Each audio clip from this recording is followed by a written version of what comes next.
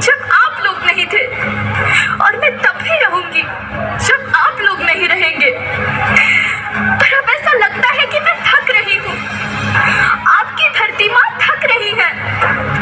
रसायनों का छिड़काव, रासायनिक खाद और इन सबके कारण पानी एवं हवा में जहरीलापन, यही कारण है कि मैं थक रही हूँ।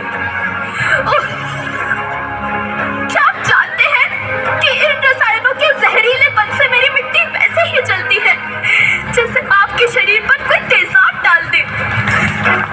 लगता है मेरे बच्चों को मेरे दुख का अंदाजा नहीं है। मेरी मिट्टी बंजर हो रही है। ये रसायन मेरी मिट्टी के उपजाऊपन को खत्म कर रहे हैं और उसमें पाए जाने वाला नमक मेरे शरीर पर मिर्च की तरह जल रहा है। मेरी फसलों की पैदावार कम हो रही है। मैं धीरे धीरे और थक रही हूँ।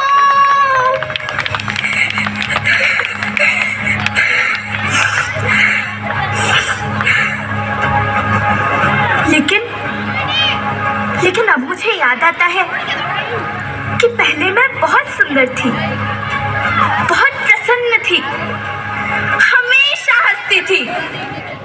मुझे अब भी याद है।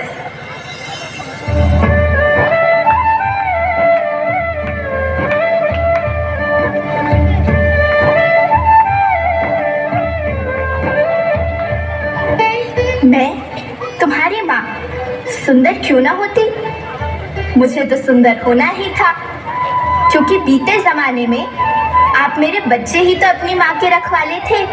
आप लोग प्राकृतिक खेती करते थे और फिर हमारी सभ्यता में तो प्रार्थना भी धरती कल्याण की है। ओम द्यौ शांति, अंतरिक्षः शांति, पृथ्वीः शांति, औषधयः शांति, वनस्पतयः शांति। ओम शांति शांति शांति से मनुष्य धरती की गोद में रहता आया है।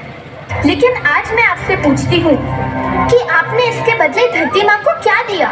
ये जहरीले रसायन और प्राकृतिक खाद जो मिट्टी को बंजर कर रहे हैं, उर्वरकता को बर्बाद कर रहे हैं।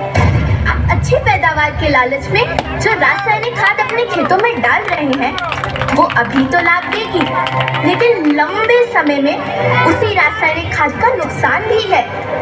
रासायनिक खाद जहर समान है। और तो और फसलों में पानी की खपत भी बढ़ गई है, जिससे खेती की लागत बढ़ रही है और पानी का स्तर जमीन के काफी नीचे जा रहा है।